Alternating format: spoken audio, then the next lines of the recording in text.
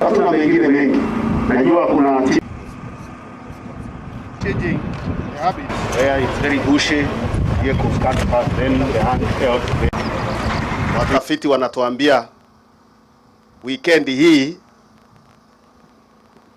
mwanzo wa swarms mpya kutoka nchi jirani unaweza kuanza. Ni prediction, pengine utaanza ama utaendelea, lakini prediction inaonyesha kutoka tarehe 12 tukienda mbele, hiyo invasion ya new swarms inaanza kutoka nchi jirani Somalia na nchi jirani Ethiopia.